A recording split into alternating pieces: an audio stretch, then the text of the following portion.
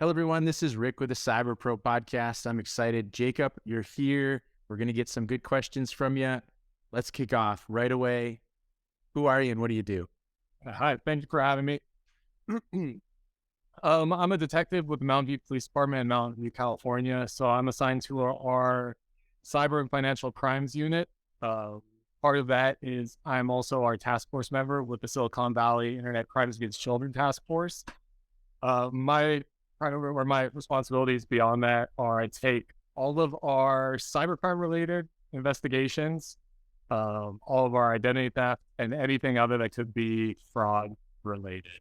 So pretty vast. Requires me to sort of dabble in a lot of stuff. Jack of all trades, but master of none. Yeah. Nice. I'm going to ask a bonus question right away just because I'm always curious. I did not go into law enforcement. I did do some military law enforcement at a time, but what made you want to become a police officer? Oh, man, that is a loaded question. So my dad was a police officer for the city that I grew up in. It's a city he grew up in too. So it was unique.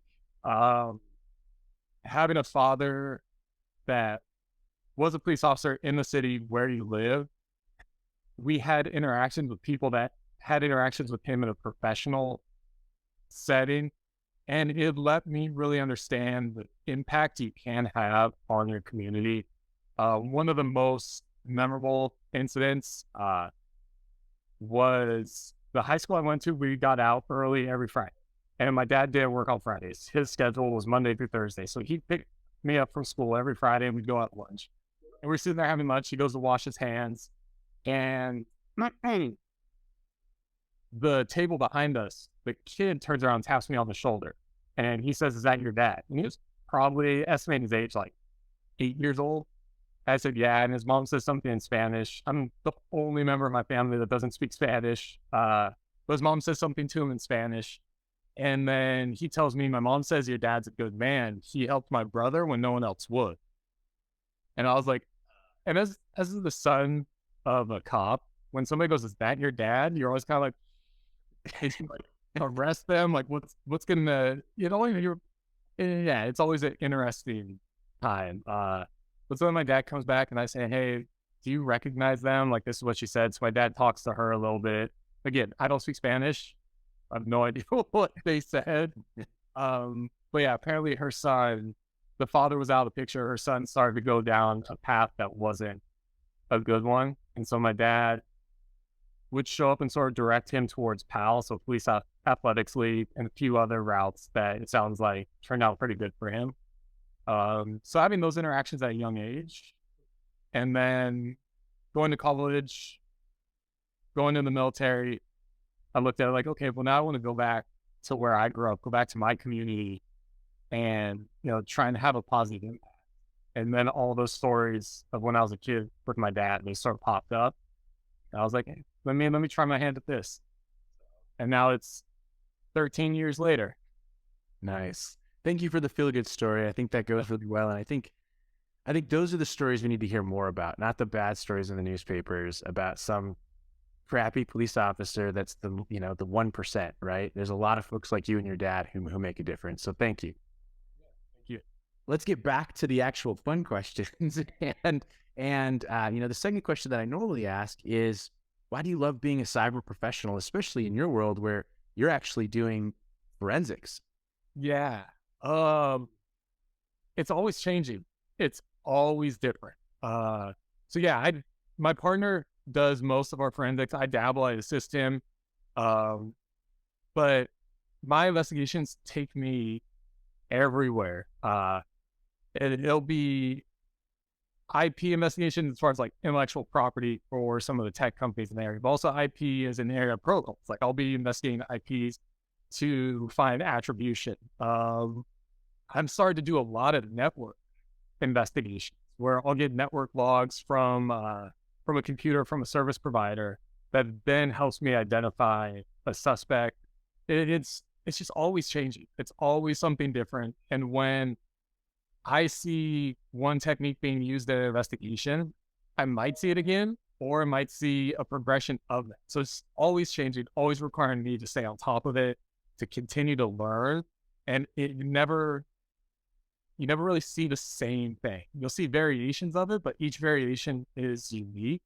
It just makes it fun. There's a lot of problem solving. Um, it's not cut and dry.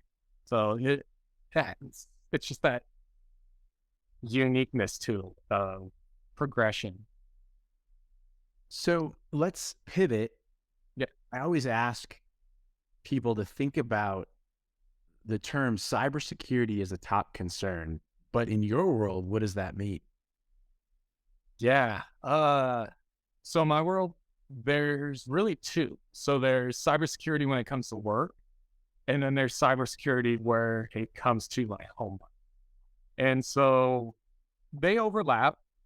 You had a guest on a week or two ago, Irvin Lemus, and I loved his explanation of cybersecurity. It was very to the point. You're not going to use the same lock for your door as you would for your safe, right? I love that.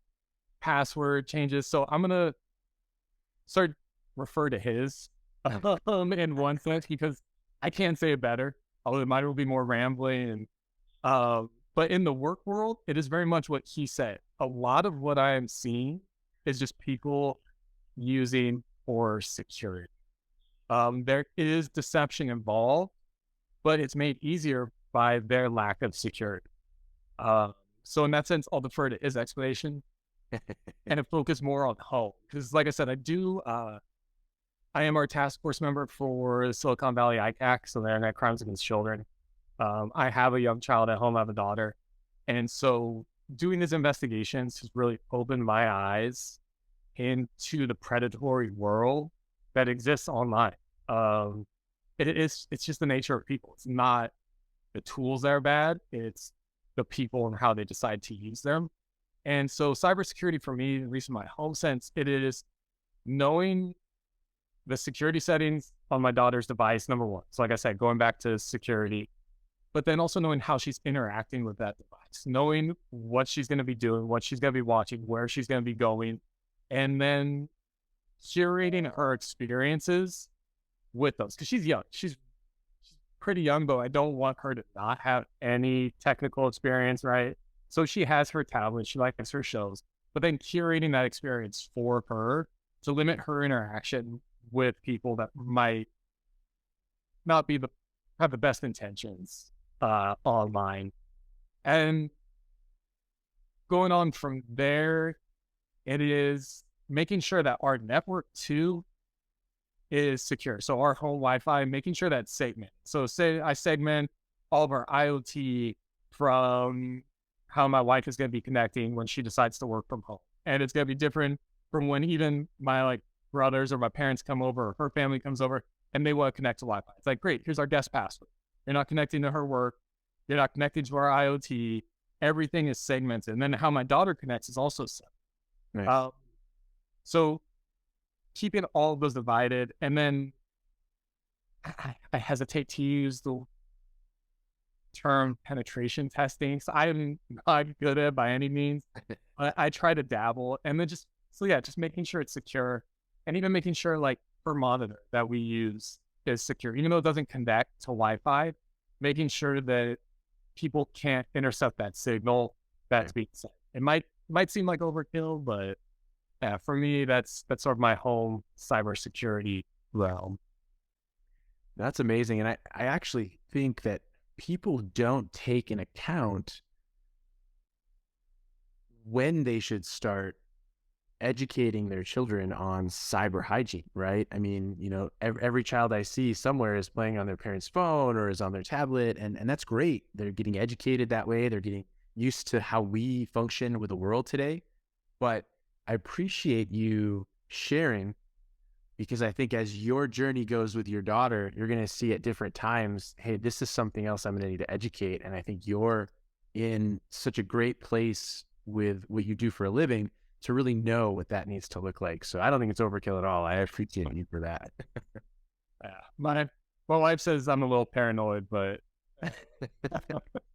I mean, if you were, just, chilling out working at a convenience store, maybe a little bit, but I think you have the right to be a little bit more proactive. So, well, let's pivot then to a question where I'm just excited to see what you have to offer.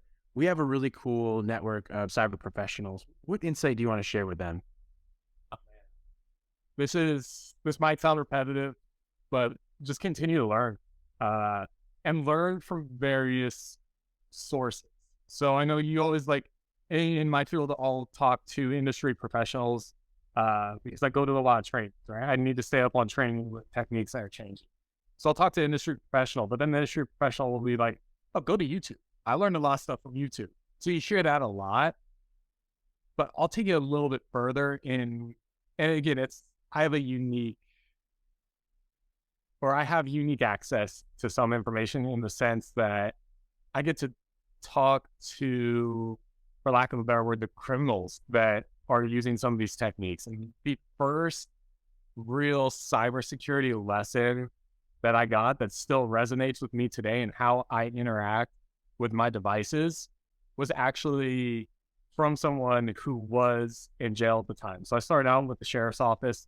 At that time, everyone had to start in the jail. And so I was walking one of the guys to visiting. And when you walk, I mean, I was spending 12 to 16 hours with these guys 4 days a week. So I was seeing them more than I was seeing my wife. Well, like she was my girlfriend at the time, right? Like I spent more time with these guys than them.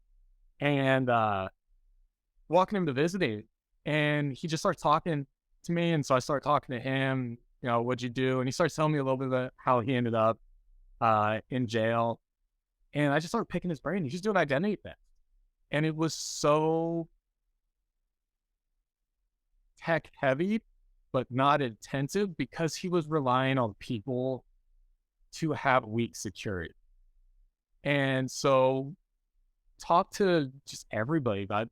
You'll learn from everyone. There's no such thing as useless knowledge. None. And like, I do not believe that at all. You might think you're like, oh, I'm never going to use that. And at some point it will just, what that person tells you will resonate and it will make everything click. So learn, but learn from even the most unexpected sources. I love it. And I agree. I think we actually met at a Pacific Hackers Conference where there's a bunch of white hat hackers who maybe played in the gray sometimes, but they give such good feedback because they're trying to do what that bad person is doing. So that's a great story. I appreciate that. Final fun question for you. What's your favorite piece of retro technology that makes you smile? So I was thinking about this one. And I have to settle on when I was, I don't know, I want to say like 10. I took all my savings and bought a Neo Geo Pocket. So it's like everyone had like Game Boys, but I like the obscure. And so like, I remember learning about Neo Geo. It was big in Japan. I was like, oh man, they're here. They're in the Bay Area. I can go to their offices and buy one directly. So I convinced my mom to, number one, let me spend my savings on it. And then to get her to drive me there. I just like pop into their office, just this like 8-year-old kid. I was like, I would buy a Neo Geo Pocket, just like throw it down as like a receptionist desk, right? But I bought it and that thing, I love that thing. I still have it. I should have brought it actually. It's blue camouflage. I don't know why I got blue camouflage, but I got blue camouflage. And it just makes me happy. Like it's obscure. I don't even know if it turns on anymore, but I like it. Yeah. Nice. Jacob, thank you so much for being on the Cyber Pro podcast. Yeah. Thank you for having me. This was fun. Thank you for watching the Cyber Pro podcast. Don't forget to like and subscribe so you don't miss out on new podcasts and bonus content.